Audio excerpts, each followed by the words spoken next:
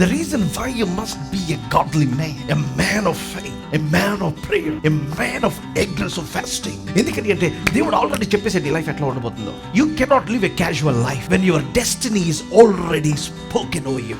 నీ గమ్యం నిర్ణయించబడిన తర్వాత, if it's already designed, if it's already directed, if it's already prepared by the God who is all powerful and mighty, సర్వశక్తి కలిగిన దేవుని చేత నీ గమ్యం నిర్ణయించబడిన తర్వాత నిన్ను నువ్వే దాచుకోవాలి. ఎందుకంటే you are the treasure that the devil wants to hunt, the devil wants to prey, the devil wants to steal.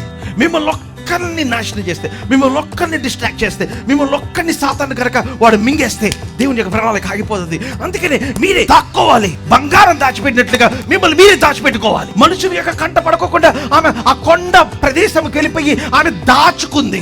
May you go to the mountain top, may you go into the spiritual realm, may you go to another plane. ఆ స్త్రీని ఆ ఆది ఘట సర్పము మింగివేయాలని, సంహరించాలని చూస్తే ఆ స్త్రీకి 2 రెక్కలు ఇవ్వబడినాయి. ఆ రెక్కలతో ఎగిరి అరణ్యములో దాక్కుంది. కాలము అర్ధకాలము. I give you a call for you to your కాలము and అర్ధకాలము. What does it mean? Until you see something happening, or take your wings of the spirit, go into the hiding place. నీ వాగ్దానము నెరవేర్చబడేదాకా, దేవుడు దీని గురించి చెప్పిన మేలంతటి యొక్క నెరవేర్పు వచ్చేదాకా, go into the hiding place.